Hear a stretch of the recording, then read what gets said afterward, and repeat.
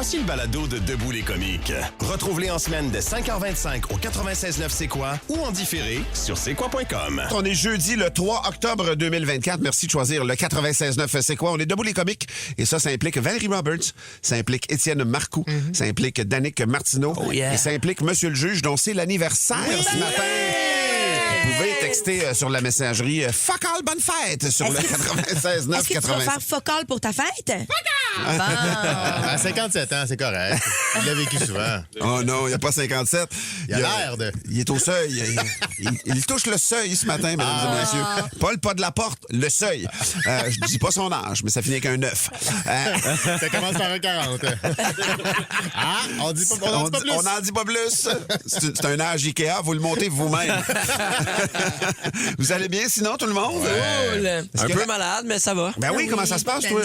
La petite voix qui s'éloigne de ma gorge tranquillement pas vite. T'avais une longue journée hier après, puis t'étais cabassé hier matin, comme aurait dit ma mère. Ouais, mais écoute, on se met ses pilules puis on arrive en force.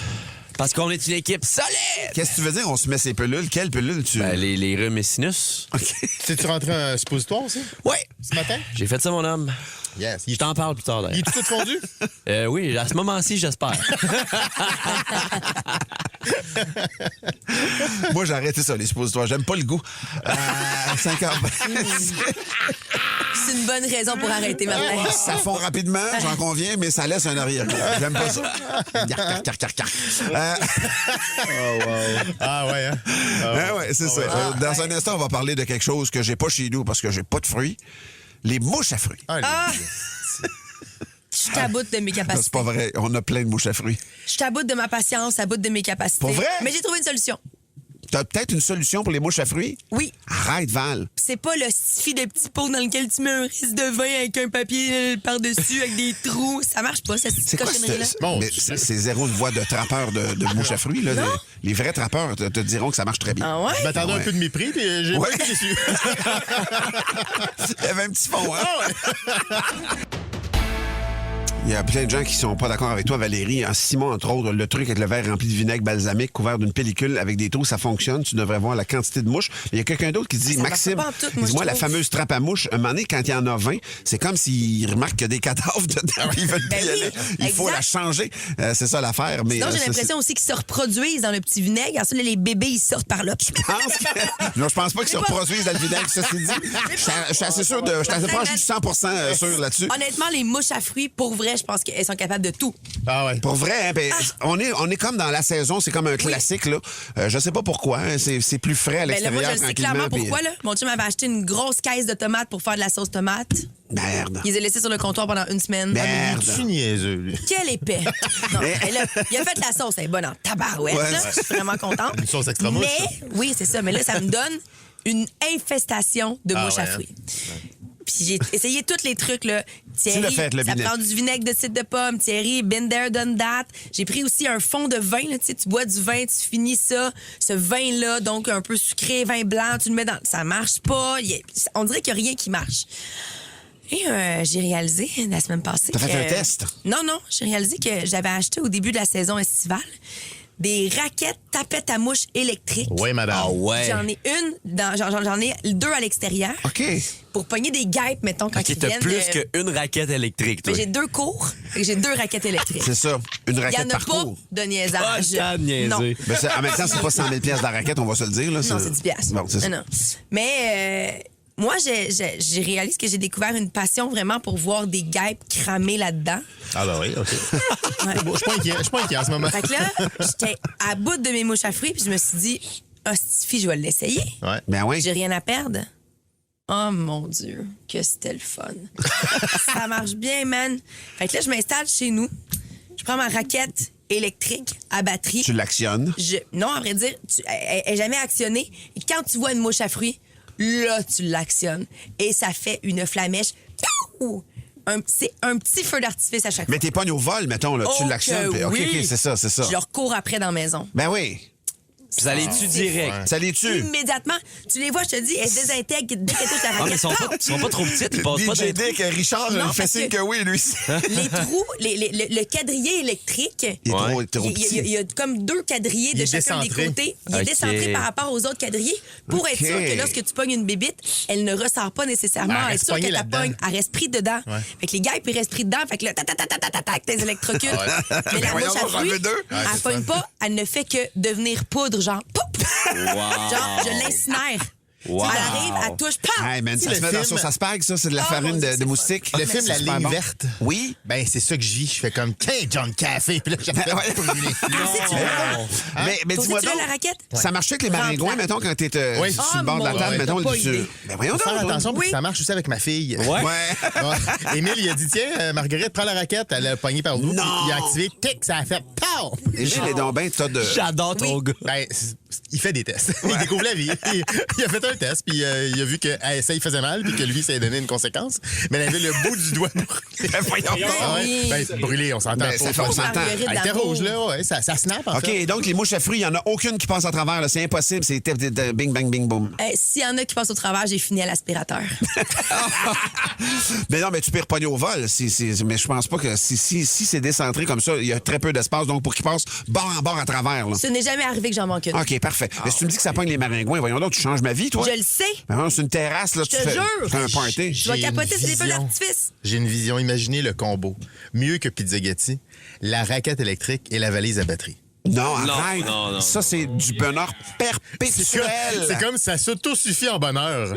Tout le temps. Le bonheur s'effrite, il se recharge, il rentre. Écoute, Hey, Ton Étienne, bonheur de la raquette s'éteint. Ouais. Tu te retournes ton bonheur de la valise à batterie qui s'allume. Ah. Là, tu le mets dans la banane qui rallume. Tu Ouais. refermes, tu regardes les deux c'est pendant une que tu tempête parfaite. Et tout ça rangé en dessous de ta housse à divan. Étienne donne ça le micro-camp. Oh mon Dieu. Ah non, il croque. Hey, puis sais-tu quoi, man? Sans raquette, là, je vais mettre de la Frank's Red Hot. Tout est dans tout, man. Ah, ouais. On Simple, la vie. révolutionne Va l'existence. tuer des ratons laveurs avec la raquette. Je peux pas croire qu'il y a des guerres. Yann Tremblay dit un bon gonacelle. Oui, mais dans la cuisine, là. Un gun à sel, ouais, Oh, mais... c'est Ah ouais, très là. efficace aussi. Mais tu fais ça c'est pour vraiment quoi? fun. Pour les mouches? Oui. Ouais. Ah oui. Hey, tu gonnes les mouches avec du sel. C'est un gun dans lequel tu rentres plein de sel, puis quand tu appuies... Ben non, c'est pour faire peur aux écureuils, c'est pas des mouches. Non, ça fait... Non, c'est pour tuer C'est un les mouches à shotgun à l'extérieur. mouche. C'est un shotgun. C'est débile. Ouais. Hey, Ah non. tu sens comme Rambo. Ben ça, c'est une autre affaire qu'Émile va faire mal à sa sœur. Non, mais attends un peu, là.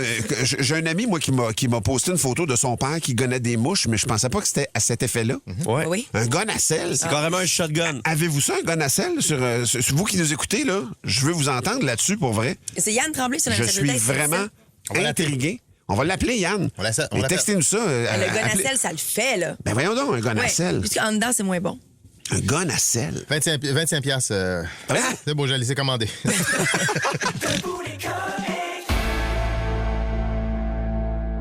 Au 96.9, c'est quoi? On a reçu un appel fascinant hier, l'appel de Jessica, dans un sujet. En fait, je me rappelle pas exactement le sujet, mais Moi non ce qu'elle a dit nous a interpellés. On a décidé d'en faire un sujet en lui-même ce matin.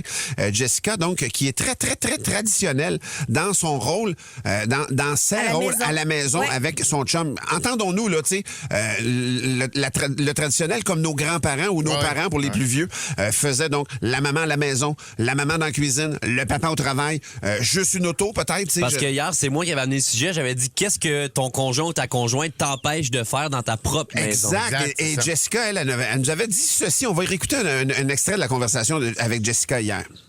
Non, c'est mon chum. Il n'a pas le droit de rentrer dans ma cuisine. C'est ma cuisine. OK, c'est son appartement à la base, mais c'est ma cuisine. Ah ouais, hein? Toi, tu veux pas qu'il aille là quand toi, t'es dans la cuisine ou ben non, tu veux jamais qu'il aille parce qu'il fait pas bien Non, à non, manger? jamais. Il est 3 heures du matin. Il a faim, je suis debout, je vais dans la cuisine. Puis je prépare à manger. Oh, ouais! Mais pourquoi? Ouais. Parce que sinon, il salit tout puis il met tout de travers? Non, pourtant, c'était un chef cuisinier avant. Il a Ben travaillé en voyons cuisine. donc! Mais moi, en tant que femme, mon rôle à moi, OK, peut-être dans ma tête, je suis vieille, mais mon rôle de femme, c'est de préparer à manger à mon homme. Bon, c'est ça que je te disais avant. Ben, elle l'a dit, elle l'a dit, Jessica, en dernier de tout, elle dit dans sa tête à elle, elle conçoit que son rôle... Hey, ça, c'est très traditionnel comme position. Mais là. c'était bien expliqué, je trouve. bien En fait, expliqué. c'était surtout très assumé. Exact. Et dans la mesure où c'est pas imposé, si c'est le choix de Jessica, mais c'est quand même un drôle de choix. Pour vrai, moi, je sais pas si je serais capable de vivre avec une femme qui me fait tout le temps à manger systématiquement, j'aurais un peu de misère à m'en aller à longue, à faire comme... Je suis plus partage de tâches, mettons, dans la vie, moi, comme personnalité, mais si vous vous reconnaissez dans ce que Jessica a dit, on est curieux de vous entendre, puis ça peut être plus largement les rôles dans le couple au complet, là. 790-2564, le texto 96-9. Il y a quelqu'un qui nous a appelé puis qui voulait pas parler en nom nécessairement, mais cette personne-là disait, moi, quand j'ai des enfants, c'est le nom de famille à moi. Il n'y a pas de discussion Le sur nom de les famille deux noms du de famille. père. C'est le père. Point. Puis That's it. ça se discute pas. Exactement, ça ne se discute pas. Il n'y aura pas d'autre nom de famille. Le nom de famille, traditionnellement, c'est celui du père et c'est ça qui se passe dans Puis sa il famille. y en a peut-être qui ont décidé de rester à la maison, une femme avec les enfants. Tout à Pas fait. juste parce que c'est un bébé. Ils sont à l'école jusqu'à la fin de leur scolarité. Ou ben non, toute la vie, t'es femme à la maison, femme au foyer, ça existe encore. Le mari qui va travailler puis qui rapporte l'argent à la maison, on est encore là-dedans? On est vraiment curieux de vous Hey, entendre. on va aller en circulation bientôt, là, mais je viens de lire une phrase sur la messagerie, vous allez pas croire ça. Ah ouais? Ah ouais, on en a une bonne. 96.9, c'est quoi? Est-ce que vous êtes un couple traditionnel? On est curieux. Je sais là, que c'est un sujet qui est peut-être délicat, mais il y en a plein. Et j'ai l'impression que c'est une mouvance à part de ça. Il y en a plein qui font ce... En fait, c'est comme si pendant longtemps, c'est un choix qui était tabou, puis qu'il y a de plus en plus de gens qui s'assument là-dedans. Il y a des femmes qui disent hey, « Moi, j'aime mieux rester à la maison, ce rôle-là, d'être... Puis on en a vu là, dans l'actualité. Je l'invente pas, là, tu sais. Mais je pense que homme ou femme, le fait de rester à la maison a été tabou aussi un temps. Oui. Tu sais, même le gars qui c'est reste, sûr. c'était tabou. Oui, exact. Et là, en ce moment, il y en a souvent un des deux qui le fait. Ben là, on revient à des rôles ce matin. Donc, il y a Suzy qui est en ligne pour réagir à notre sujet. Est-ce que tu es traditionnel dans ton couple, Suzy? Oui. Maintenant, je suis sur le marché du travail, j'ai un emploi, tout ça. Mais nous, quand on s'est mariés il y a 34 ans, Ouais. j'étais enceinte à l'époque. On a pris la décision, dans ma tête, il n'y a jamais été question de donner mon nom à mes enfants. Ça a toujours été, je suis mariée, c'est le nom du papa. Je sais que moi, c'est mes enfants, je les ai portés. C'est ses enfants, c'est son nom de famille. Et on a pris la décision à deux que je resterais à la maison. Et je me rappelle quand il travaillait, puis qu'on disait, quand la paye rentrait, je disais notre paye. Et ses collègues de travail, ils disaient, elle n'a pas d'affaire à dire que c'est sa paye à elle. Voyons qu'elle s'approprie ton argent. Voyons qu'elle se dit que c'est ses affaires. Voyons. C'est parce que... C'était pas leur décision à eux autres, c'était votre affaire à vous autres, là? Ben, exactement. Ben ouais, c'est un... Puis ça, là, aujourd'hui, les enfants sont grands, donc on devine si t'es enceinte il y a 34 ans, les enfants sont partis de la maison. Là, toi, t'es allé sur le marché du travail à la suite de l'éducation des enfants. Ça a pris 15 ans. Après que les enfants soient partis. Oui, ça a pris une quinzaine d'années avant que je retourne sur le marché du travail. Hey, Suzy, franchement, félicitations, c'est assumé, puis vous avez vécu votre vie comme vous l'entendez, puis c'est ça qui est important Puis, là-dedans. Mais tu sais que t'es à je le contre-courant, referais. là. Je le referais demain matin si c'était à refaire. Merci infiniment de ton appel, Bravo. Suzy, c'est apprécié. Bye. Bye. Merci. Et là, il y a le fameux commentaire que j'avais promis de vous lire. Hey, j'ai hâte. C'est Martin qui nous dit ça. Il dit, et là, il précise que c'est sa blonde qui lui dit tout le temps ça. C'est pas lui qui amène cette phrase-là. Il dit, ma blonde me dit toujours, la meilleure façon de garder son homme, c'est qu'elle ait le ventre plein puis les couilles vides. Dieu Seigneur. Ça, c'est quand même... Ça, c'est traditionnel, mon homme. Ben, là, C'est ça, hein? Mais en même temps, tu sais, si ça vient d'une bonne intention, je veux dire. C'est l'intention qui compte, hein? Ben ouais. non, mais genre, je veux dire, tu sais. Non. si c'est assumé, Ouais, exact. Il y a Alexandre Bouchard aussi sur le message de texte qui dit moi, on a une entente. Elle s'occupe du ménage, du lavage puis de la bouffe. Puis moi, en échange, je paye les voyages. C'est ça, c'est un pourvoyeur. C'est un pourvoyeur. Clairement, il y a son rôle de pourvoyeur. C'est comme l'inverse de chez vous, en Saval? Oui. Ouais. Moi, ce sujet-là me confronte vraiment beaucoup. Ça te confronte beaucoup. Ouais. Ah hein? oui, vraiment, ça... Même ça- si c'est, mais même en entendant Suzy, mettons que c'est un choix qu'elle a fait. Là. Ah, Elle n'est oui. pas emprisonnée là-dedans. Là. Je comprends. Mais j'ai l'impression qu'on retourne... moi, je trouve... Il y a bien trop de femmes qui se sont battues pour qu'on aille de l'avant. Mais si elle la considère... Je comprends. Mais je peux pas être d'accord. D'accord avec pas- son choix, tu veux dire? Arrête, je peux Ben- pas endosser des valeurs traditionnelles de ce genre-là, même si c'est un choix. Je trouve que dans la société, ça nous fait reculer en tant que Mais femme. donc, elle devrait être obligée d'aller sur le marché du travail? Non, pas du tout, pas du tout. Non, elle vit sa vie comme elle vit, là. Il y a aucun stress. Mais tu penses qu'à choisir ça fait reculer les autres aussi? Ouais. Parce que Tu moi, penses? j'ai un petit malaise avec la situation, mais à partir du moment où elle me dit c'était notre décision, on a choisi Oui, les oui. deux, Ouais. on aurait dit que ça m'enlève tout malaise. Ouais, Vraiment, parfait. comme Jessica hier. Je suis d'accord, ouais, aussi, exact. Je comprends. C'est un sujet qui attire beaucoup de Oui, silence. c'est hein? clair. Ben oui. Je suis la seule femme aussi, là. Ben non, je C'est normal. comprends, c'est je normal. comprends. C'est ça. Exact. Ben merci Val là, de l'exprimer comme ça, puis merci à vous autres qui avez eu le courage de nous appeler parce que je pense pas que c'est nécessairement évident faire ce que Suzy a fait, Ah, et c'est même clair. Jessica. Puis mais moi je l'entends assumer, puis je l'entends comme pas apaisé, mais c'est le mot. Elle est pas c'est prise assumé. là-dedans, Non, là, tu sais. exactement. Si c'était une prison, j'aurais un problème, Ah, là, un j'aurais un sévère gros problème. T'aimes les comiques? Ben écoute le balado Les Démons du Midi avec Kim Rusk et Joanie Duquette. Une autre production originale du 96.9 C'est quoi?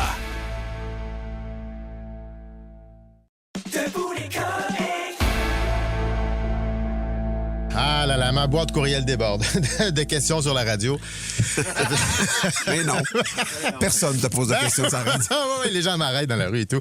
Alors, je vais répondre aux questions du public. Non, c'est juste un prétexte pour nous. Personne ne te reconnaît sur la rue, anyway, de toute façon. Même dans ta rue. Ah, je t'as dirais. pas tort. Dans ma maison, les voix. Dans ma maison, Mignard. Première question de Nathan, de Luc, de Ophélie, de JF. Il est où, Normand? Encore? Hey, non, mais là, chez nous, on le sait pas, il est où, Normand? On le sait pas, puis on le sait quand même plus que lui. Ah, OK, une question de Patrice Bélanger. Salut Étienne, je te vole quelques secondes. C'est Patrice Bélanger de Survivor Québec. Je me demandais si c'est quoi, il y avait encore une table de ping-pong dans la grande salle. C'est que dans mon temps, il y en avait une, puis j'ai déjà joué contre le patron de l'époque que j'avais rencontré pour la première fois dans un F+. Moi, j'aime beaucoup déjeuner, même si je fais le jeûne intermittent. Ah, puis c'est bien efficace. Hein? J'ai 47 ans, je suis en couple avec Marc-Claude, mon amour de secondaire. Une fille qui m'a friendzoné, mais que finalement, j'ai réussi à convaincre de sortir avec moi, qui m'a donné 2 enfants que j'aimerais voir plus souvent, mais je m'ennuie tellement de mes enfants. Moi, Oli, il est comme moi, puis ça. Ah, fuck off that. C'est trop long. Oui, on a encore la table de ping-pong, là, mais personne joue. Personne. Il y a Thomas qui demande. C'est ça la réponse. Pour le concours Radio Absgo, quand Danick découvre quel chandail on gagne, est-ce qu'il est aussi excité que nous? Eh bien non. Danick a déjà la liste de tout le concours. Il joue la surprise, mais il sait que demain, c'est Kirby Dack autographié. Voilà. Il sait même que Frankie donne 2 Cole Caulfield, un numéro 13 puis un numéro 22 ce samedi. Et paf! Appelez-moi Étienne le tueur de surprise. Eh oui. Il dit la vérité, en plus, le truc. Faut que tu changes ton code courriel. Steve demande, est-ce que c'est vrai que Frankie Hollywood ne consomme plus? Oui, c'est vrai. Il consomme plus, mais il a pas encore débuzzé la dernière fois. Ah non, les 2 roues, c'est la bande rugueuse, lui. Il est pas sorti de là. Prochaine question de Hélène. Étienne, quand tu tournes, Étienne te ramène. Est-ce que tu manges pour vrai? Oh que oui. Ah oui. Et sache que j'en ai tourné 3 hier, dont, pour te faire une image, c'est comme manger une motte de ciment pas séché et boire un puissant laxatif. Okay. Pas besoin de t'expliquer où j'étais hier à 7h15. Ah, pour vrai, à 7h30, j'avais l'air d'un gant de vaisselle viré à l'envers. J'étais pas au pool. Savez-vous pourquoi? Annick qui me demande, il est comment Danick dans la vraie vie? C'est drôle ça, parce que hier, on en parlait justement en équipe, au moment où Danick lui-même disait, me semble que je me file le matin avec mon jacket et mes cheveux en petite wave. C'est vrai. Non, mais ça lookait, là. On s'est dit, c'est le genre de gars qui donne le goût de le puncher, mais en même temps d'y faire un gros câlin. On le sait pas. Mais pour vrai, il est super fin et super curieux. On a assez hâte de lui faire découvrir des choses qu'il connaît pas, comme des choux de Bruxelles. J'ai hâte, sérieux, de goûter. Stéphanie demande, est-ce que c'est vrai que vous vous habillez mal le matin parce que vous êtes à la radio? Oh oui. Jonathan veut savoir. Pas juste à cause de la radio. Étienne, est-ce que les frustrations de tes sketchs de testament envers tes enfants sont toutes vraies? Ben, tu sais, Joe, j'aime mélanger le vrai et la fiction. Alors, pour le moment, tout est vrai, puis un jour, je vais en inventer. Et en terminant, Tristan veut savoir, est-ce qu'en radio, vous écoutez beaucoup la compétition? Eh bien, non, Tristan. Mais nos boss, beaucoup. En fait, ils savent pas encore c'est qui ça, Étienne Marcoux. Mais faut pas le dire trop fort, hein, eux autres, là. Ils pensent que Patrick Marcellet anime le retour de Peter McLeod. Puis hier, en meeting, un des patrons attendait, puis à un moment donné, il a dit, bon, il est où, Normand?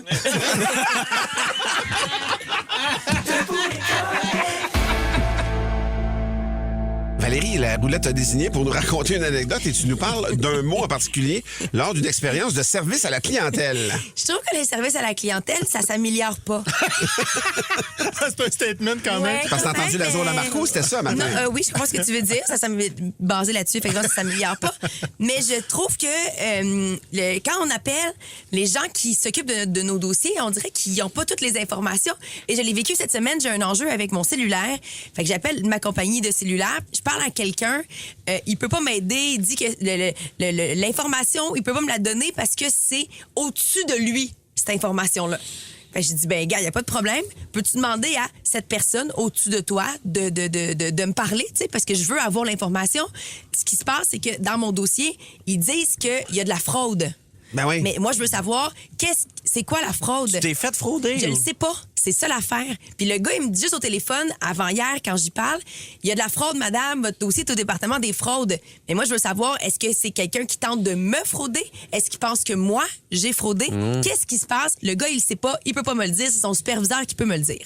Fait que, il va parler à son superviseur, il me revient, il est en meeting, blablabla, il va vous rappeler, pas de problème, je raccroche, j'attends.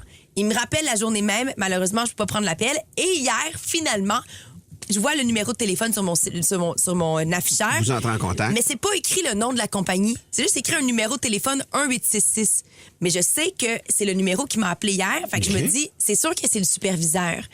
Fait que lorsque je réponds, je suis comme, oui, bonjour. Bonjour! C'est telle personne de telle compagnie. Je suis comme, oui, bonjour. Ben c'est ça, je vous rappelle, là. Ah, il est comme friendly. Oui. Ah, je dis, OK, parfait. Fait que je dis, dans le fond, c'est ça, je voulais savoir qu'est-ce qui se passe avec mon dossier. Mais madame, tout est tigidou. Attends, mais c'est une compagnie de téléphonie. Martin, c'est le boss. Martin, c'est le boss. Puis il me dit, madame, tout est tigidou. Ben Val, des fois, c'est tellement dur d'en trouver un qui parle français. Tigidou, ça me rassurait. Ouais. Hein, quand même. Ah ouais? Mais là, après, je fais comme, OK. Donc, qu'est-ce que vous voulez dire par là? Ben c'est ça, votre dossier est aux fraudes.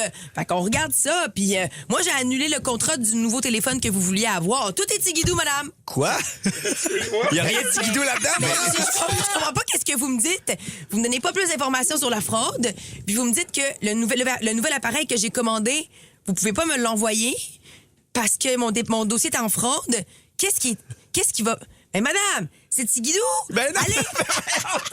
Allez en magasin. En magasin, ils vont vous donner un nouveau téléphone. Puis là, ma petite madame, vous allez pouvoir poser toutes les questions que vous voulez. Ouais. Toutes les questions. Si vous comprenez pas des affaires, ils vont pouvoir vous aider là-bas. Madame, c'est tigidou. Mais c'était qui, ce Roger-là? Je suis plein de préjugés, là, Calvance. Il a redit tigidou encore après petite madame. Martin, je pense qu'il a dit 15 fois tigidou. Mais voyons donc. Mais je te jure, j'ai raccroché. J'étais crampée. Il n'y avait rien réglé. Puis après, je me suis dit, ben tabarnouche, c'est moi qui viens de me faire frauder. Il a gagné? Non, j'étais comme... C'est une fraude? OK, tu pensais à une fraude? Je suis sûre que c'est pas la vraie compagnie de téléphone. Ça se peut pas que le boss, il dit... Il peut pas répondre de même. Au service à la clientèle, voyons, il peut pas répondre de même. C'est fille. Fait que j'ai rappelé la compagnie de téléphone. J'ai dit, bonjour. Je pense que j'ai parlé avec un superviseur, mais honnêtement, je suis pas sûre.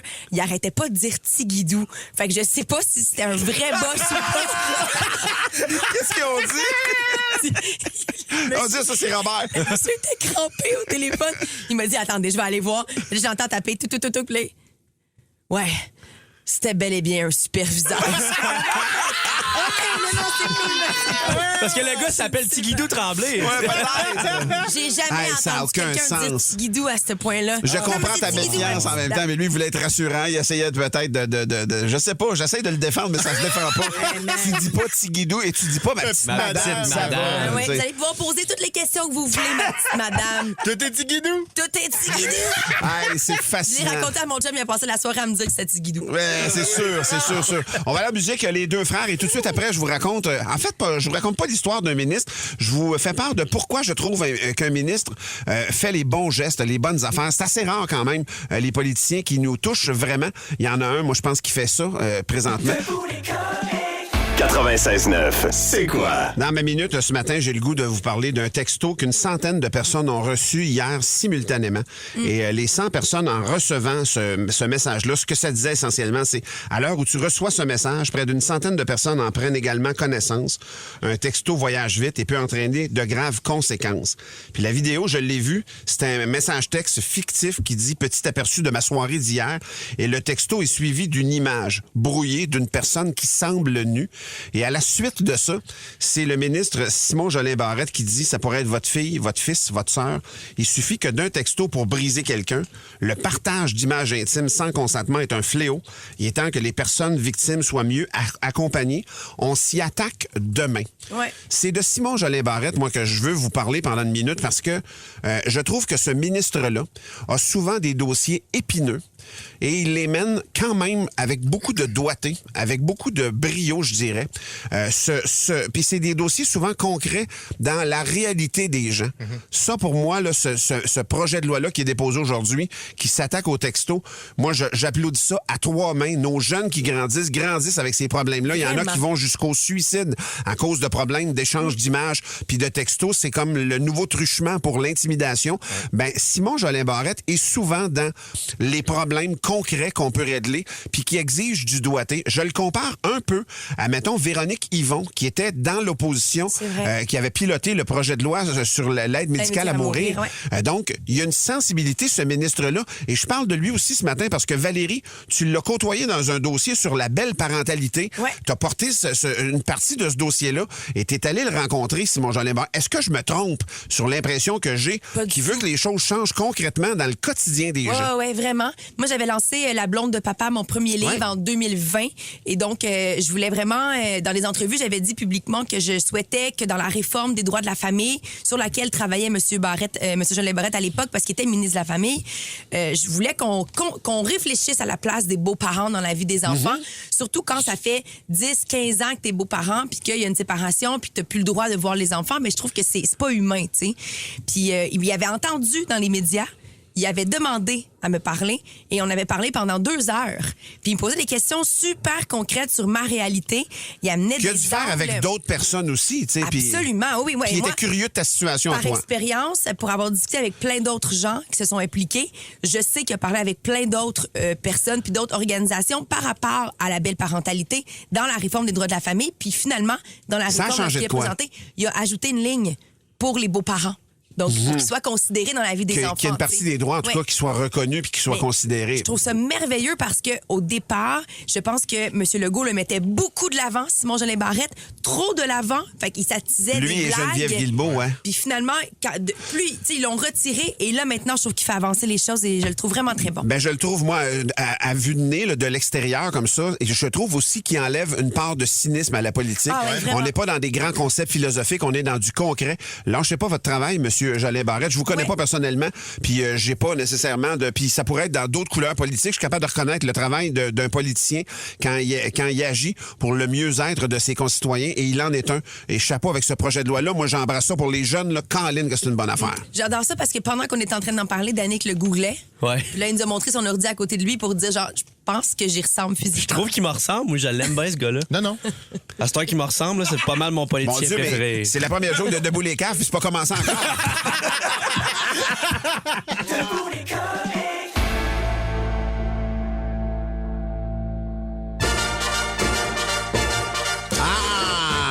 C'est l'heure de Debout les caves. On commence tout de suite avec une femme qui rentre à la maison puis elle surprend la blonde de son fils nue sur le divan.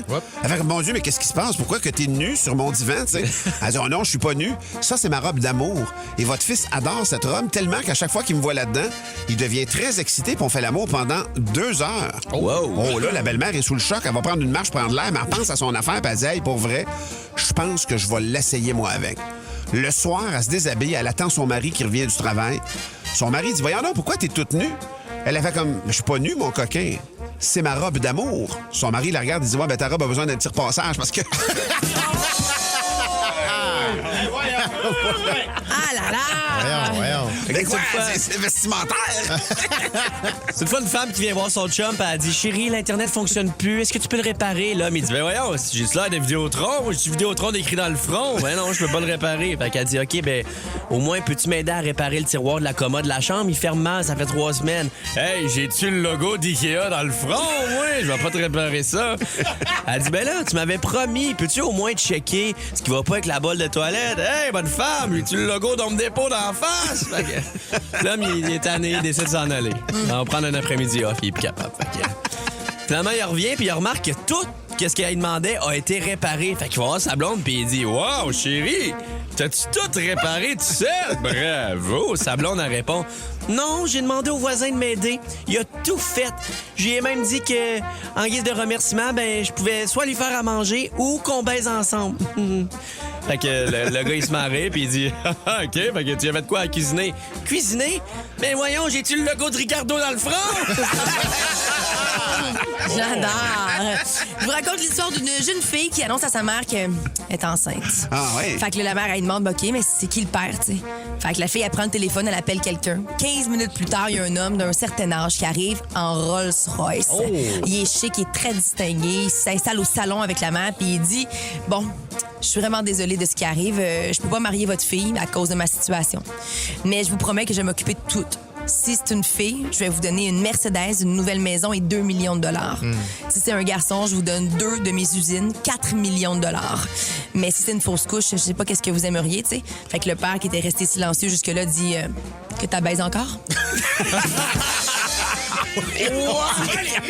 C'est inacceptable. Honnêtement, elle est inacceptable.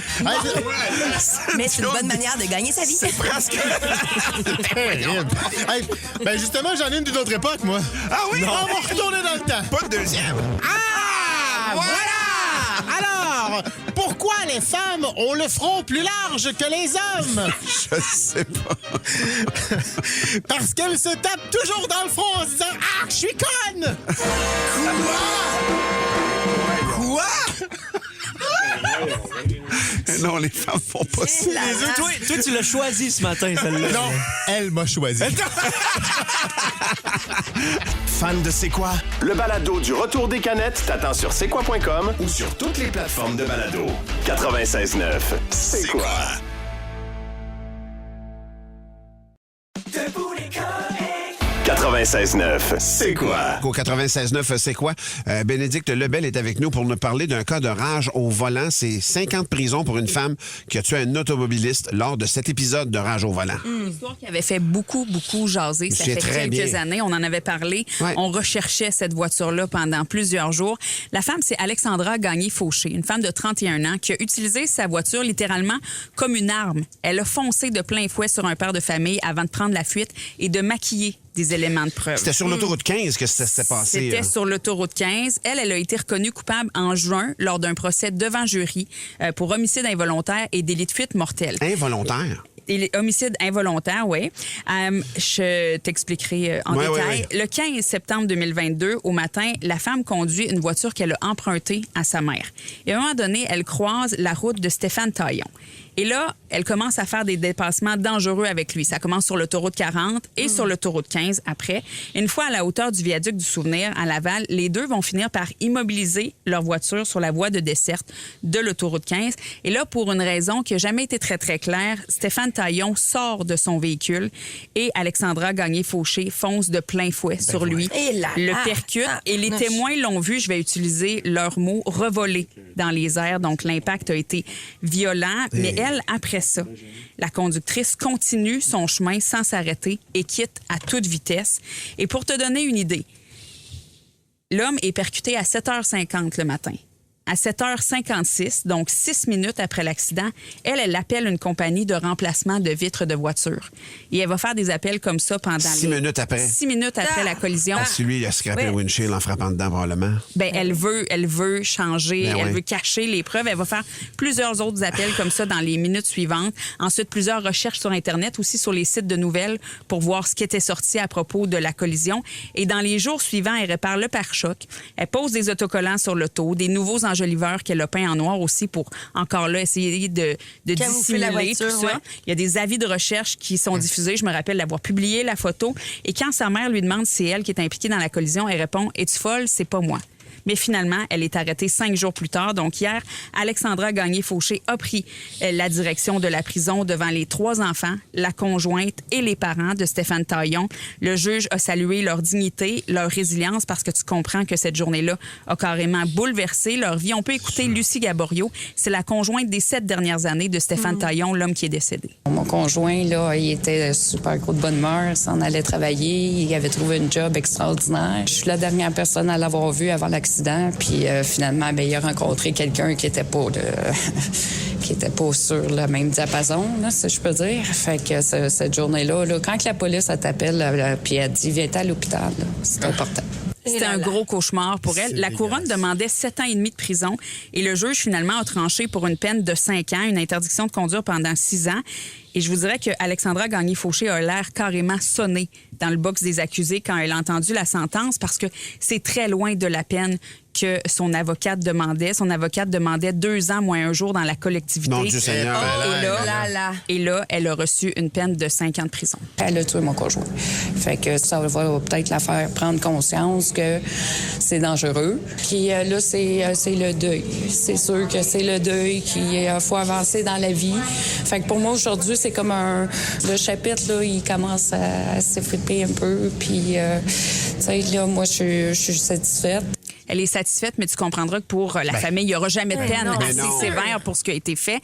Et on est surpris de la sentence aussi, 5 ans pour avoir tué quelqu'un quand même si c'est involontaire. mais non? je te dirais que c'est une bonne sentence. Okay, Dans certains dossiers comme ça, c'est une sentence, tu sais, quand tu vois l'écart entre ce qui était demandé, là, 5 ans, c'est ce on demandait 7 ans et demi du côté de la couronne. Puis elle, 2 moins 1, ouais. Dans la collectivité. Dans la collectivité, on n'est pas... Donc, on est quand même 5 ans. Puis, on a pris en considération certains facteurs, le faible danger pour le public, son dossier de conduite sans tâche, son respect des conditions de liberté très strictes. On a parlé de son passé très difficile aussi. On a mis ça en contexte. Mais en même temps, t'as volontairement rentré dans quelqu'un après avoir des garages au volant.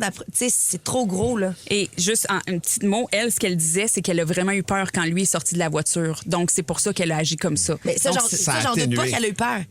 Mais ça c'est pas à la hauteur, ça justifie jamais le geste qui a été fait. Merci infiniment, ma chère Bénédicte. On va aller en circulation, mais on vous pose la question. Avez-vous déjà vécu un épisode de rage au volant ou l'avez subi ou vous l'avez vécu vous-même? On veut vous entendre. 790, c'est quoi? Le texto 96.9. La messagerie de texte est pleine, Martin. Ouais. Vous allez capoter. 96.9, c'est quoi? Téléphonez-nous si vous avez vécu un épisode de rage au volant au 790-2564. La messagerie texte est déchaînée. Il y a beaucoup de commentaires. Mais des histoires qui sont absolument terrifiantes, là. C'est des films d'horreur. Martine, à une lumière rouge, j'ai vu 2 gars débarquer de leur voiture et s'engueuler. Un est retourné dans l'auto, chercher une machette. Ben voyons donc. Une machette? Genre une grosse épée, genre. Qui traîne une machette dans son char? Il a fait 2 tentatives de pogner l'autre gars. Il dit toutes les voitures autour klaxonnaient. Et finalement, le gars est retourné dans l'auto et il est parti. Mes enfants avaient peur. Je suis en ligne avec la police. Il y avait plusieurs autres appelants. Martine a dit, bref, c'était tout un épisode. Une machette, c'est pas rien. Non. Sur la messagerie aussi, William qui dit qu'il a reçu un café dans la vitre de son auto avec un doigt d'honneur parce qu'il roulait juste à 106 km/h sur l'autoroute, tu sais. Ah ouais. Parce que 106? Ouais. Parce que t'es dans la voie de droite, t'écœures pas personne, tu suis le trafic. Sinon, on va aller au téléphone parce qu'il y a Mélodie de Saint-Lin qui est là pour nous raconter son histoire. Salut Mélodie. Hey, salut la gang, ça va? Ça va très bien, Mélodie. Tu prends du temps pour nous raconter ton histoire qui a aucun sens? Aucun sens, un vrai cauchemar, vraiment. On t'écoute. On était au mois d'août, grosse canicule, là. On est sur l'autoroute, on roule peut-être à 120 dans la gauche, là. Finalement, nous, on est en pick-up, Puis là, il y a un autre pick-up qui arrive avec comme paysagement, mais avec son trailer et tout, là. Il nous suit vraiment très, très proche, donc on finit par se tasser. Nous, on a un bébé dans le tour, il y a 19 mois, mon petit gars. Puis là, on se tasse. Là, les deux autres gars, envoient promener mon chum, c'est sûr. Fait que mon chum de répliquer, il envoie promener aussi. Il nous lance une bière, ça rentre dans le tour. Ben non. La bière rentrée dans le trou. Il nous lance une canette de bière, ça rentre dans le tour. Nous, on se tasse. Là, il continue de s'envoyer promener. Il se tasse lui aussi. Fait que là, on est arrêtés les deux sur le bord de l'autoroute. Ils sortent, ils frappent mon chum, les deux. Les deux se jettent sur mon chum, ils frappent. Là, mon chum est sous le choc. Moi, je charge, je crie, on a un bébé, on a un bébé. J'ai dû crier 15 fois, on a un bébé. Je veux dire, ils ont compris qu'on avait un bébé. Fait qu'après ça, nous, on part, ils nous percutent côté passager, de mon côté. Ils nous rentrent dedans, arrachent le miroir. Ils nous rentrent dedans dans la boîte du camion une deuxième fois, pour ensuite nous repercuter une troisième fois côté conducteur. Ils ont percuté 3 fois en sachant qu'on avait un bébé. Là, lui, il nous a rentré tellement fort dans le boîte du camion que j'imagine, écoute, je ne connais pas ça, mais son radiateur coulait, il y a quelque chose qui coulait. Donc, on a appelé la police, on les a suivis. Il a pris la première sortie. Son camion ne voulait plus, là. Oui, ben oui. Le conducteur s'est sauvé à pied. Le temps que la police arrive, ils ont attrapé le côté, lui, qui était passager. Mais ils n'ont pas eu le temps de trouver le conducteur. C'était début août, ça. Moi, je suis encore à la physio 2 fois semaine. Là, ils vont passer en cours. Ils ont dû le retrouver plus tard, le conducteur, si c'est son pick-up. On est allé la semaine passée au poste de police pour essayer d'identifier une douzaine de photos. Mais nous, sur le coup, il y avait une grosse barbe, puis toutes les photos n'avaient pas de barbe. Ça change quelqu'un. Ben oui. Une barbe, là, c'est dur. Fait qu'on n'a comme pas de nouvelles de ça. C'est ça, on a porté plainte, là. Mais non, vraiment un vrai cauchemar. On ne peut pas s'imaginer ça, là. Hey, c'est fou. Merci, Mélanie. Une auto-tamponneuse. J'imagine même pas les autres véhicules sur la route qui ont touché. Je t'ai appelé Mélodie. On entend le petit bébé en arrière. Il va bien, là? Oui. Ben oui, il était bien correct. Il était shape. Bon. Ben oui, c'est ça. Il s'en est pas rendu merci. compte, Puis c'est ton sûr. chum aussi est correct? Oui, mon chum, tout le monde était correct. Là, il y a juste moi, j'imagine, j'étais tournée au moment de l'impact arrière, là, donc j'ai peut-être eu l'impact plus dur au cou, là, ou l'entorse cervicale. Épouvantable. Mélodie, mais c'est exactement une histoire comme la sienne qu'on voulait entendre ce matin pour sensibiliser. Merci de l'avoir partagé avec nous autres. Vraiment, puis on est Ça fait plaisir. Bonne journée. Merci. on est de tout cœur avec toi pour la suite aussi. Là, on espère que ça va se régler, qu'on va c'est trouver les clair, personnes, c'est clair. là. Un petit punk. Tu sais, le but, c'est ça, là. C'est de dénoncer, de faire en sorte que ces gens-là aient plus accès à un permis de conduire. Là. C'est inacceptable. Ça donne le goût de prendre le transport en commun, quand même. Non, je dis ça. C'est sûr.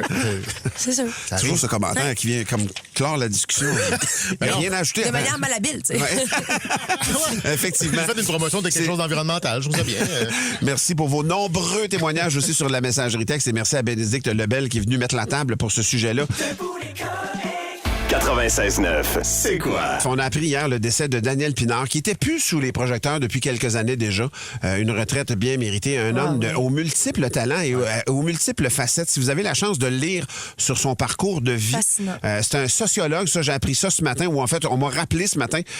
Effectivement, ça faisait partie des grands louvoiements de sa vie. Un louvoiement qui l'avait amené à un moment donné à entrer dans l'œil du public avec cette émission qui s'appelait Ciel, mon Pinard, entre autres, émission de cuisine, émission où il vulgarisait la cuisine, il allait chercher, puis c'est là qu'on a connu José Di Stasio, qui elle aussi, avec une complicité exemplaire. Il était donc... tellement beau à voir les deux ensemble. C'était beau à voir les deux ensemble, et c'était des codes d'écoute, puis c'était une immense vedette. Il y a, mettons, 25 ans, 30 ans, Daniel Pinard.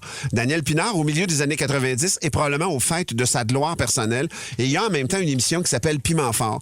Et à un moment donné, l'émission Piment Fort a décidé de le prendre comme tête de turc, comme c'était arrivé à d'autres personnalités publiques. Pourquoi on l'avait pris comme tête de turc? C'est parce qu'il était homosexuel.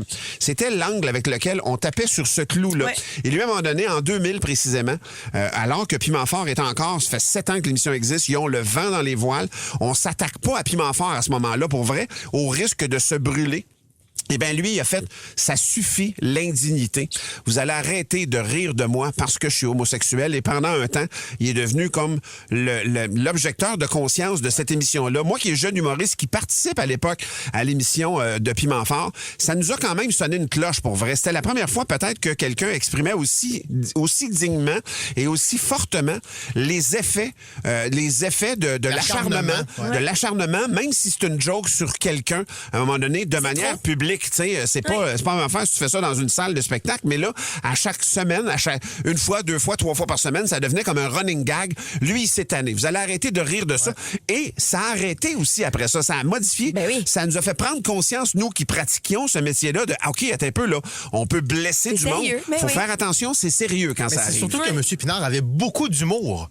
C'était incroyable. Il faisait lui-même Et il beaucoup était de fan blagues. de Piment Fort. Exact. Il l'écoutait, ce show-là, puis il riait. Puis Et c'est ce qui a donné de la puissance à ses propos. C'est-à-dire que lui-même, il est capable de rire de lui, mais là, l'acharnement, et c'était au quotidien, et sur son homosexualité. Et là, mais il a fait, ça va faire. Et c'est ça qui a donné de la puissance à ce qu'il a dit. Tu sais. Vraiment, et il était tellement installé dans nos vies. Donc, je souhaite mes sympathies à ses proches. Il y a des proches qui le pleurent, cet homme-là, aujourd'hui. Et je vais laisser le mot de la fin à Manon.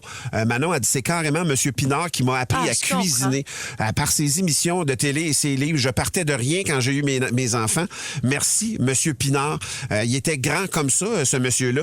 Et puis il laissait pas personne indifférent. Là. C'était un expansif, c'est un jouisseur de la vie. Et donc, il a quand même eu un impact dans notre société positif sur beaucoup de gens. Oui, absolument. Et il faut le saluer ce matin. Puis d'ailleurs, c'était quelqu'un qui était très libre d'esprit, Vraiment. très libre de ce qu'il avait à dire. Il réfléchissait énormément, puis il parlait ouvertement, Daniel Pinard. C'est une des affaires qu'il avait fait justement grâce à Piment Fort, qu'on avait vraiment compris l'importance de ce qu'il avait à dire. Tout ça pour dire que à 8h30, le débat de ce matin, ce sera Daniel Pinard. Parce que j'écoutais Paul Arcand, qui était un de ses grands amis à M. Pinard, et il avait expliqué que dans une entrevue à Puisqu'il faut se lever, l'émission qu'il faisait à la station Sœur au 98.5, en 2014, Daniel Pinard avait provoqué une polémique en déclarant quelque chose par rapport aux personnes âgées et aux élections et au droit de vote.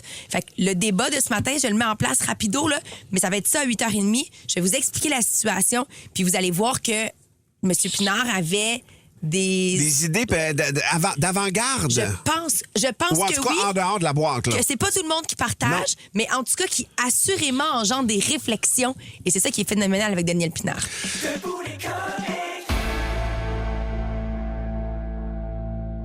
Qu'est-ce qui fait que tu te vantes autant? Ça va Daniel? Non, c'est pour rire. Depuis Martin Matt, il n'y a plus personne qui le fait. OK, je comprends mieux le pattern, mais continue d'abord. C'est l'argent que je veux, moi, Martin. J'étais là, mon Dieu Seigneur. Les matantes s'élèvent. J'adore. C'est trop parfait. Cancel. Ceci dit, les matantes vont se tasser parce qu'il y a un monsieur du Montana qui vient d'être arrêté. Le monsieur a 80 ans. Et il s'appelle Jack Schubert. Et monsieur Jack Schubert, lui, c'est un... Arthur Schubert, pardon. Son prénom, c'est Jack. Et lui, il a décidé donc d'inventer une nouvelle espèce de mouton pour faire de la chasse aux moutons. Mais attention, là, pas du mouton ordinaire. Lui, il dit, c'est quoi la plus grosse variété de moutons dans le monde? C'est le mouton Marco Polo, qu'on trouve pas du tout aux États-Unis. Quoi? Et il a décidé donc de faire venir des tissus de ces moutons-là, parce qu'il n'a pas le droit d'en importer comme tel. Et donc, pour déjouer les douanes américaines, il a fait venir des tissus de ces moutons-là. Et dans un laboratoire de biologie, il est parvenu à faire des embryons de ces moutons-là avec du sperme de mouton ici. Et lui, il fait de l'hybridation, mais vraiment de manière accélérée, ce qui fait qu'il a été capable d'avoir un spécimen viable de ce mouton-là. Au garrot, là, c'est le plus haut mouton au monde. Il peut peser jusqu'à 300 kilos, le mouton. Ouais, ça deviendrait comme un super... Tu sais, les moutons avec des énormes cornes, le bouc. Qui, lui, là, écoute, il en a fait qui ont comme 3 loupes, là, vraiment des cornes démesurées. Et lui, ce qu'il voulait, c'est faire du feedback. Et Ça marche. On l'a entendu en ondes. Et ce qu'il voulait, donc, ce monsieur-là, c'était d'organiser de la chasse à ce mouton-là qui se défendrait un petit peu plus que les autres. Mon Dieu, Étienne, ça va-tu? Mon ordi est parti tout seul, je suis désolé. Non, mais attends, tu gosses sur tes affaires, tu fais du feedback, ton ordi part tout seul, Non, ça c'est parce va-tu? qu'il est parti tout seul, fait que je l'arrête. Non, mais juste te dire, en ce moment, on est en ondes. Ben, je le sais, mais c'est parce qu'il part tout seul. J'écoute Martin, mais il part tout seul, Mais mon ordi. Chris, t'écoutes pas Martin, manifestement. J'écoute Martin! C'est juste fini de downloader des affaires, puis il part. semaine. Continue, OK, mais Martin. Le gars pesait comment, le bouton? 300 livres. Non. Kilos. 300 kilos. J'ai laser avec mes livres, Il est mes pas là, kilos. mais j'étais là. pantoute. J'étais là. Comment il s'appelait, le monsieur? Hey, là, par exemple. Moi non là, plus, je ne sais pas. Et ce monsieur-là a été arrêté dans son plan parce qu'il a réussi quand même à mettre au monde 215 animaux hybrides. Ben voyons Et donc. là, le département américain, en tout cas, comme la police, mais pas la police, mais comme le ministère de l'Agriculture américain, il a fait comme, attends un peu, là. Là, premièrement, tu contreviens à une loi de 1900 juste, en fait. Tu n'as pas le droit d'importer des spécimens aux États-Unis qui pourraient mettre en péril les populations locales. Mettons, tu peux pas rentrer un lion s'il n'y en a pas parce que ça va devenir le prédateur de trop d'animaux. Et pour pas déséquilibrer, donc, lui, il l'a fait et il voulait vendre. Écoute, ça s'appelait le Montana Mountain King, son premier spécimen. Et là, il est en train d'en hybrider un encore plus gros, son célèbre MMK.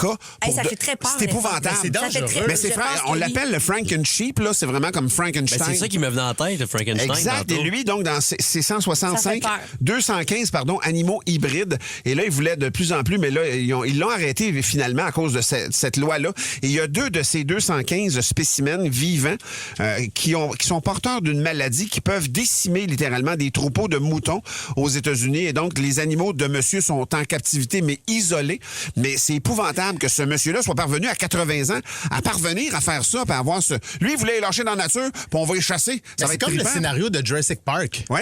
Exactement. C'est ça, en fait. On est devant John Hammond dans Jurassic Park où tu vas tout débalancer puis créer une race qui risque de te tuer toi-même puis d'être Clairement. poigné dans ton propre piège. Là. Clairement, mais M. Schubert, donc, il a été arrêté à temps, un projet complètement fou et c'est vraiment de la démesure. Étienne, tu parlais-tu? Ouais. Ah, mais j'écoutais pas. Désolé. Oh, man. Je regardais parce que j'ai trouvé une vidéo H&M tenue d'automne. Je regardais la fille, elle fait un Valérie reel, c'est est bon. de mauvaise foi. Pour vrai, le climat, ça peut pas être ça. Ben là. non, il va falloir qu'on fasse. Là, les enfants... Dis-la, Étienne. Faut qu'on fasse du team building. Là, les deux. Là, quand il y en a un qui est pas fin, toi, t'es plus vieille que lui, là, tu vas y montrer l'exemple. Fuck off, je suis beaucoup plus jeune. Il est tellement plus vieille.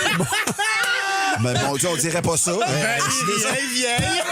Hey, moi, je veux juste aider, là. Là, les kids, ça va faire, là. Quand c'est rendu que c'est moi qui ai la mature dans cette équipe-là, là. Point, certain, mon homme. OK, on va aller en chanson d'abord. 49. Honnêtement, on nous met les deux dans une petite boîte de verre dans un centre d'achat. Jean Héroldi gère ça. Pour vrai, t'as l'air vraiment plus vieux que moi. Ouais, mais tu serais la seule qui accepterait ce contrat-là. 96.9, c'est quoi? Valérie, Oui. tu vas installer le débat de ce matin. Un débat qui va faire réagir, qui fait déjà beaucoup Oh réagir. oui, exact. On apprenait hier le décès, malheureusement, de Daniel Pinard, qui avait 82 ans, homme qu'on a connu grâce à ses émissions de cuisine, Ouais. entre autres, Ouais. sa collaboration avec José Di Stasio. Il a influencé énormément de gens et c'est quelqu'un qui a toujours, il s'est toujours exprimé librement sur tous les sujets et il avait provoqué une polémique en déclarant lors de l'émission Puisqu'il faut se lever, qui était animée par Paul Arcand à notre station sœur au 98.5 en juillet 2014, que les personnes âgées devraient renoncer à leur droit de vote. Et par personne âgée, il avait spécifié que c'était 75 ans et plus. Ah ouais, Et ce qu'il avait expliqué à l'époque, c'est que selon lui, les vieux devraient plus voter parce qu'ils sont pas directement concernés par les décisions à long terme et que les jeunes devaient pouvoir décider de leur avenir. Fait que c'est des propos, vous comprendrez, qui avaient été vivement critiqués pour la nature qui était jugée discriminatoire envers les aînés. Mais ces propos-là avaient quand même alimenté de nombreuses discussions, de nombreuses conversations parce que quand tu y réfléchis profondément, et c'est ce qu'exprimait Paul Arcand hier suite au décès de son ami, mais il y avait une réflexion intéressante à y avoir derrière tout ça. Effectivement, tu sais, qui devrait voter, de quelle manière ça devrait se passer, Hey. qui est-ce qu'on écoute pour le futur de notre pays. Parce qu'eux autres seront pas C'est dans le intéressant. futur nécessairement. Si Et on regarde voilà. l'espérance de vie, la réalité, c'est que il y a toutes les chances à 75 ans qu'il te reste 4 ans, 5 ans de vie, honnêtement, parce qu'on est autour de 80, 82 ans, mettons, hommes et femmes. Donc, ça fait beaucoup réagir. Étienne, toi, tout de suite, est-ce que t'es pour ou contre complètement contre. retirer le droit de vote? Peu importe avec les nuances, là, pas de Ah ouais. nuances. À 75 ans, il n'y a plus de droit de vote. Moi, je suis complètement contre et je trouve ça même, je vais pas dire choquant, mais je trouve que c'est de faire fausse route complètement et assez imbu que de penser que notre génération ou une génération X a la solution à toute chose, alors que eux, ils ont vécu plein d'affaires. L'histoire se répète constamment. On serait stupide de se priver de ce knowledge-là. Ben, ça veut pas dire je pense, mais continue, excuse-moi. Je vais terminer en disant, il y a beaucoup de monde sur la messagerie que si vous voulez qu'on compare les générations avec qui est plus responsable pour son droit de vote, et palaille, je suis pas sûr qu'on va gagner notre gagne. Ça, je suis pas en désaccord avec le fond de ce que tu dis, Étienne, mais en même temps, il y a rien qui t'empêche, premièrement, de profiter de l'expertise de quelqu'un qui a voté toute sa vie puis qui a 75 ans. Je vais te donner un exemple. Si, mettons, c'est le vote sur la souveraineté du Québec, puis toi, tu as 79 ans, mettons, là, en quoi ça te concerne, ce qui va arriver? Tu pourrais donc empêcher l'avenir de plein de gens en bas de toi parce que toi, ça te tente pas, parce que toi, tu n'as jamais voté de même puis que tu votes. Oui, mais là, vote pas, mais t'es encore chez vous. Non, je comprends. T'es chez vous jusqu'à ta mort. Je comprends, sauf que pour vrai, l'avenir, donc tu pourrais priver l'avenir d'un pays par des gens qui sont dans une tranche d'âge qui le vivront même pas, ça. Ça sera même pas de leurs affaires rendues là. Ou bien tu vas en donner un parce que tu auras voté oui, tu sais. Ça sera un des deux, sauf que ultimement, si j'habite là, qu'en plus je paye mes impôts et mes taxes, sinon ça veut dire qu'on les déplogue de la société. Ouais. Puis je te dis, le droit de vote, mettons, le droit de vote concernant la souveraineté, plus simple que ça. Le droit de vote sur l'avortement, mettons. Il y a un parti qui se présente puis il dit, moi, je le rends illégal, l'avortement. Puis on pense que c'est une idée d'une autre époque. Ça veut dire qu'il y a plus de monde de 75 ans et plus qui voterait contre. Puis ils vivront pas cette réalité-là, même pas biologiquement. Ça les regarde pas doublement. Mais Martin, je te mets au défi de prendre ton char, là, à l'époque là, où il vivait encore, d'aller cogner chez Bernard Landry, de dire, bonjour monsieur, vous êtes bien responsable, mais vous avez plus le droit de vote. Monsieur Lucien Bouchard, vous avez beaucoup de connaissances, mais vous ne voterez plus. Restez chez vous à votre hospice et attendez la fin. Je te l'ai dit au début, Étienne. Tu peux profiter de leur lanterne quand même, puis de leur lumière, puis de leur sagesse. Oui, mais je t'en donne 2 qui ont un micro, mais les autres, ils en ont pas. Leur seule façon de se faire valoir, c'est par voter, en votant. Toi, Dan, tu vas jamais voter anyway. Là. Ben moi, pour moi, 75 ans, c'est l'âge où j'espère commencer à comprendre la politique. Fait que faudrait pas m'enlever mon droit de vote rendu là. Hey, vous vous positionnez où? Vous êtes team Marco, team Martin? Gênez-vous pas. Ou team Danick? C'est très intéressant quand même comme discussion. Écoute Debout les comiques en semaine dès 5h25 sur c'est-quoi.com ou sur l'application Cogeco Média.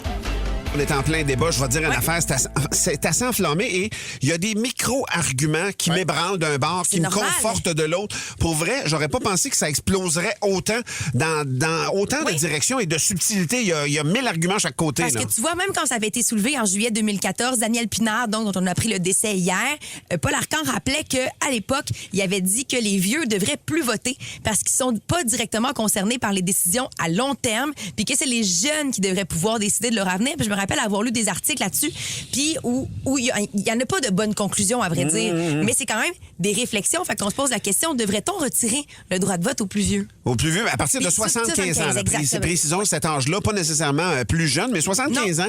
Il y a Caroline de Mirabel qui est là. Salut, Caroline. Bonjour. Caroline, toi, t'es contre l'idée. Pourquoi? Mon Dieu, je suis extrêmement contre. Mis à part le fait que je suis très politisée, là, mon père a été en politique longtemps. Toute ma vie, on m'a expliqué ce qu'était l'égalité. Donc, l'égalité des races, l'égalité des sexes, les classes sociales. On m'a élevée en me disant que tout le monde avait les mêmes droits et que c'est pas parce que quelqu'un... Et puis, on se rappelle que maintenant, il y a un cours de CCQ là-dessus, là, sur l'identité, sur les droits des gens qui a été amené par le gouvernement dans les écoles, justement pour expliquer aux gens l'égalité.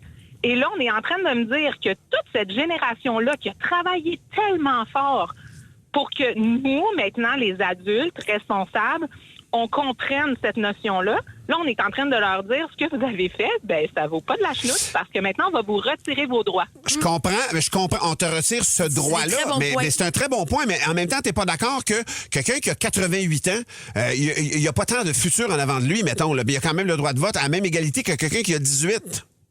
Ben personnellement, je travaille dans un milieu où les dirigeants d'entreprise ont 75-80 ans et c'est des gens extrêmement connaissants qui peuvent encore m'en apprendre puis qui sont au courant des enjeux de société. Puis ça les affecte directement et eux sont en mesure de dire ça va affecter mon petit-fils. Mon petit-fils, il a peut-être pas compris tout ce que moi j'ai compris avec les années. Donc moi, je sais que ça va l'affecter. C'est comme une façon de passer à la sagesse à travers les votes un petit peu. On comprend très bien ton point, Caroline. Super bien articulé. Merci d'avoir pris du temps pour nous. Caroline. Merci beaucoup. Bye, Caro. Bonne journée. Mais tu sais, à l'opposé complètement, là, je vous avertis, Jeff de Valleyfield. C'est carré, là, Jeff. Oui. Là.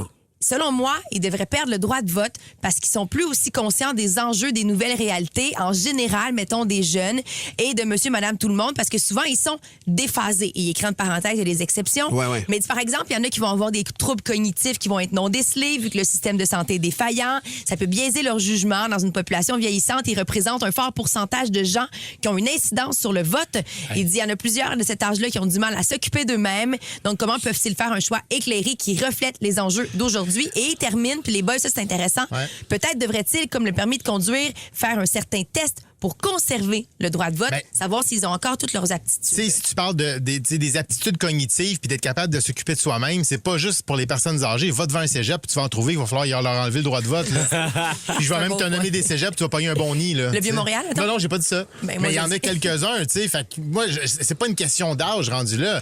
Je peux t'en nommer plein, moi, que je... Bon, on va parler à Danick. Parce qu'il y a des histoires sur la messagerie qui est quand même, je m'attendais pas à lire ça ce matin. Il y a Ariane qui dit, ma mère travaille en CHSLD. Il y a des bénévoles des différents partis politiques qui vont dans les centres pour faire voter les patients, déments ou pas. Puis ils leur expliquent même pas nécessairement un pitch de vente. Ils leur pointent où cocher pour voter. C'est carrément s'acheter un vote. Puis ça, c'est non. Ça, honnêtement, c'est illégal, cette façon de voter-là, pour vrai. Là, mais dans ce temps-là, est-ce qu'on devrait, honnêtement, réfléchir à ce qu'on donne le droit de vote aux bonnes personnes? Mais ça, à ce moment-là, on parle même pas de l'âge. Là, c'est d'avoir la capacité de le faire. Exact. C'est des personnes qui vivent avec un lourd handicap aussi. Mais je pense que souvent, les personnes âgées, on va les associer avec des pertes cognitives. Puis c'est là peut-être qu'on devrait demander aux gens qui s'occupent d'eux dans les résidences de faire annuler les votes. Okay. C'est peut-être ça, tu sais. Ben, je termine en disant, mettons, là, tu donnes-tu ton vote, là, faut que tu remettes ton vote à quelqu'un qui va voter pour toi. Oui. À Jeannette Bertrand ou à Alexandre Pelletier derrière toi? Jeannette Bertrand. Ben, c'est ça. My God. Elle a 100 ans. Lui, il est dans fleur de l'âge. Je vais donner le mot de la fin. Je vais donner le mot de la fin à Melvin. Melvin, il dit, Martin, bientôt, tu vas pas avoir le droit de vote. Moi, j'ai hâte de pas avoir le droit de voter, là. C'est gossant. Ça, pour l'âge, c'est ça. Le journal. Écoute Debout les comiques en semaine dès 5h25 sur c'est quoi.com ou sur l'application Cogeco Média.